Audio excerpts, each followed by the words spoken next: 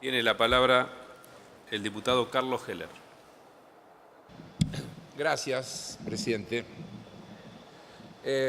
Ya acá se dijo que estamos tratando un proyecto que tiene un título que resulta sumamente atractivo, pero como ha pasado en otros casos, cuando uno se mete en el análisis del contenido, encuentra que hay poca vinculación entre el título y la médula del proyecto.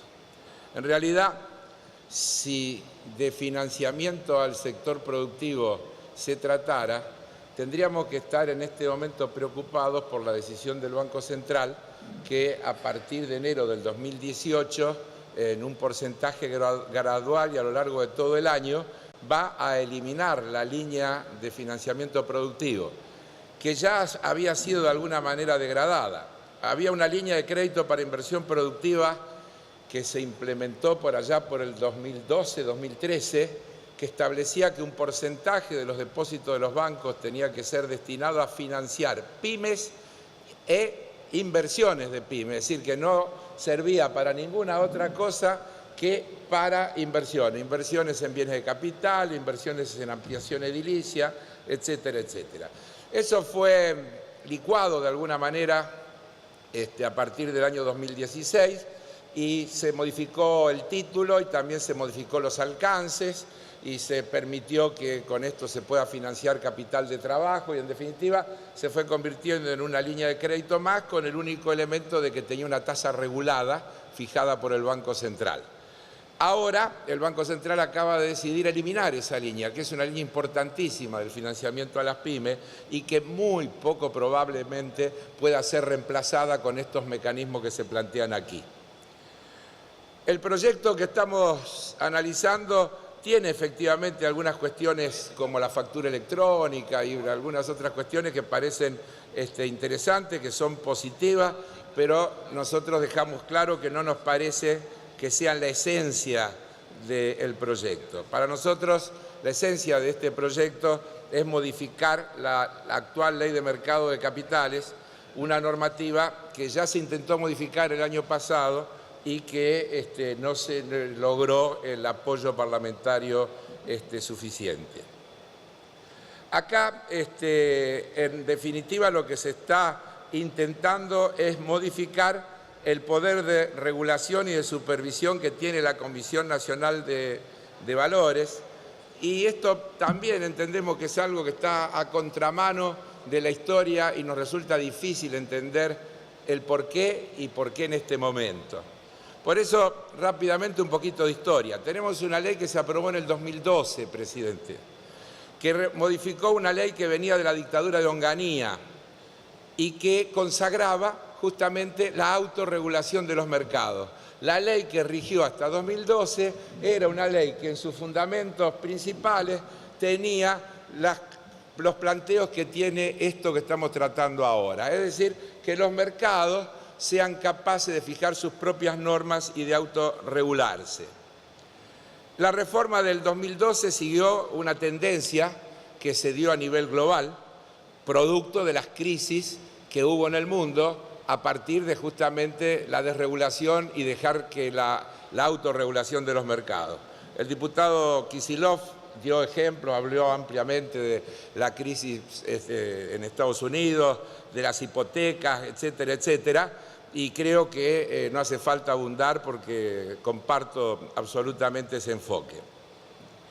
La reforma de la vieja ley de Onganía fue en realidad recomendada por un conjunto de organismos internacionales, por ejemplo el Banco Mundial, y fue requerida por la Organización Internacional de Comisiones de Valores, que le planteó a la autoridad argentina que era necesario hacer una ley que estuviera a la altura de las circunstancias globales de lo que había pasado en el mundo.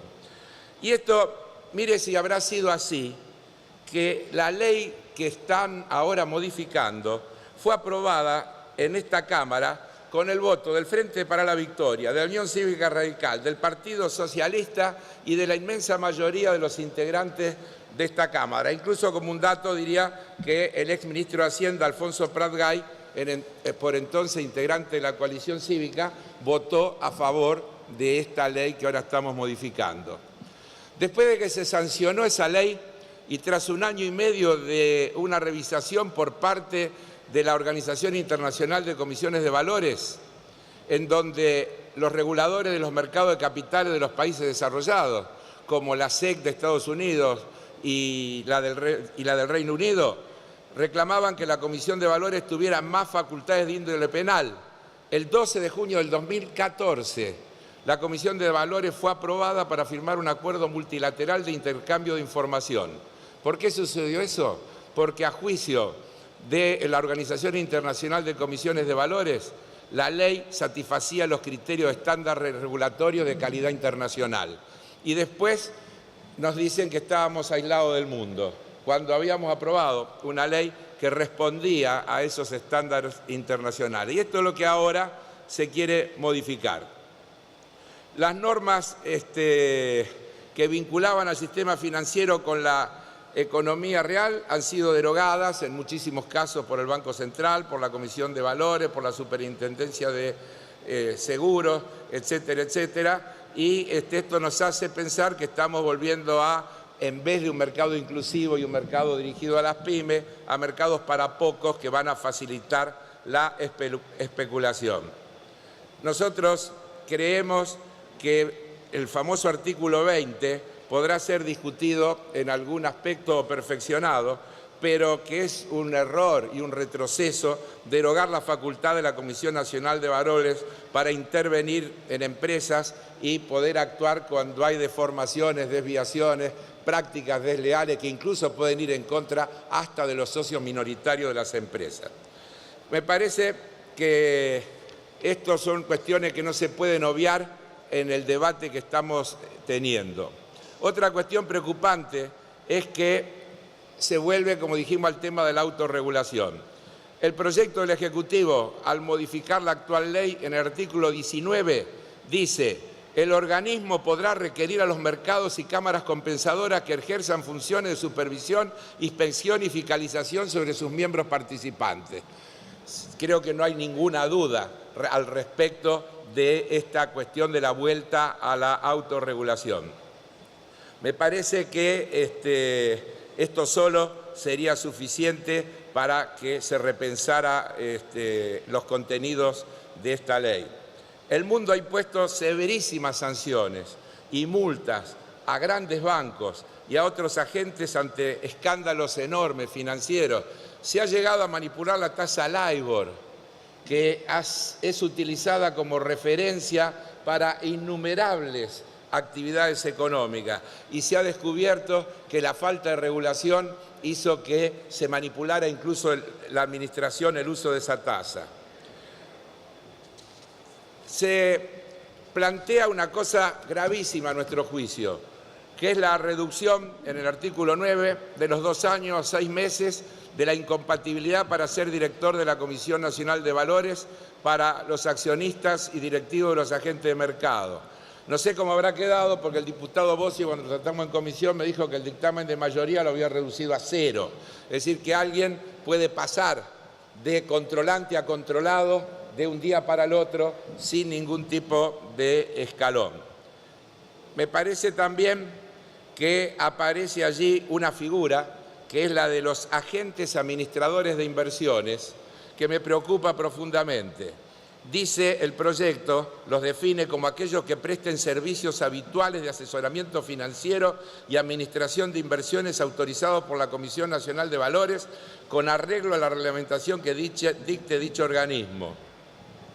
Esta normativa, a mi juicio, intenta blanquear la actividad de la famosa banca privada, que en realidad debería llamarse banca en secreto, que es la mejor traducción del inglés private banking, que en realidad quiere decir eso, banca en secreto o banca en la sombra. Y ahora se vuelve a instalar esta figura del agente administrador de inversiones. Presidente, mire, hoy hay un artículo que sale en un reportaje a un economista británico, Alex Cobram, que es director ejecutivo de la Tax Justice Network, esta organización mundial que analiza la fuga de capitales, los paraísos fiscales, etc. ¿Sabe lo que dice? Dice, en Argentina la pérdida anual de ingresos fiscales por las maniobras de las multinacionales asciende a 21.000 millones de dólares, que son equivalentes al 4,4% del PBI. Y solo hay abusos mayores, dice, en Zambia, Guayana, Chad, Macta, Pakistán, Islas Comoras y Guinea. Entonces, cuando estamos preocupados por el déficit fiscal, cuando estamos preocupados y vamos a recortarle a los jubilados el índice de ajuste para generar, como dice el presidente, ahorros para poder financiar otras obligaciones que el Estado está asumiendo, yo le digo, mire, la mayor fuga y sobre lo que habría que actuar definitivamente es sobre estas cuestiones. Con eso se podrían resolver los problemas del déficit fiscal, no habría que recortarle los ingresos a los jubilados, ni la asignación universal por hijo, ni nada que se le parezca. Hay que tener solamente voluntad política y animarse a meterse con lo que hay que meterse.